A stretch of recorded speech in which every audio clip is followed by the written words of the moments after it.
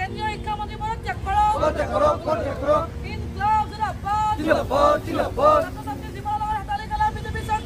নীটৰ কেলেংকাৰীৰ পিছতে নেটৰ পৰীক্ষা বাতিল হ'ল।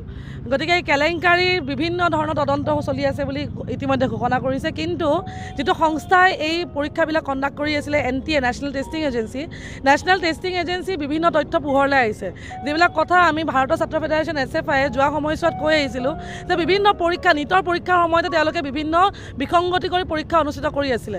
যোৱা বছৰৰ ঘটনা যে যোৱা বছৰ তেওঁলোকে পৰীক্ষাৰ প্ৰশ্নকাকত ভুলকৈ আহিছিলে, পৰীক্ষাৰ প্ৰশ্নকাকত ক'ৰবাত গৈ পোৱা নাছিলে কিবা চেণ্টাৰত। গতিকে এই বিসংগতিবিলাক দাঙি ধৰাৰ পিছতো তেওঁলোকে এই বছৰ এটা ভয়ানক কাণ্ড হৈ গ'ল। আৰু এই ভয়ানক কাণ্ডৰ আমি পোহৰলৈ আহিবলৈ দেখা পাইছোঁ যে NTAৰ ষ্টাফ যিখিনি দৰকাৰ সেই ষ্টাফ তেওঁলোকৰ পৰ্যাপ্ত পৰিমাণৰ ষ্টাফ তেওঁলোকৰ নাই। কাৰণ দ্বিতীয় কথা, ধৰ্মেন্দ্ৰ প্ৰধানে যোৱা সময়ছোৱাত আমি দেখিবলৈ পাইছোঁ নীৰৱতা অৱলম্বন কৰিছে। যেতিয়া নীটৰ কেলেংকাৰী পোহৰলৈ আহিছে তেতিয়াহে তেওঁ মাত মাতিছে। এজন কেন্দ্ৰীয় শিক্ষামন্ত্ৰী হৈ তেওঁ যি দায়িত্ব ল'ব লাগিছিলে যে ছাত্ৰ ছাত্ৰীসকলে যি পৰীক্ষা দিছে এই পৰীক্ষাত ছাত্ৰ ছাত্ৰীসকলৰ যিটো মানসিক এটা কষ্ট হৈছে যে তেওঁলোকে ইমান দিন প্ৰিপাৰেশ্যন কৰি এটা পৰীক্ষাত অৱতীৰ্ণ হৈছে, এই পৰীক্ষাটোত যে খেলি মেলি হৈছে তেওঁলোকৰ এটা মানসিক অৱস্থাটো কেনেকুৱা হৈ আছে, তেওঁলোকক মানসিকভাৱে আশ্বস্ত কৰাৰ আচলতে দায়িত্ব আছিলে কেন্দ্ৰীয় শিক্ষামন্ত্ৰী ধৰ্মেন্দ্ৰ প্ৰধান।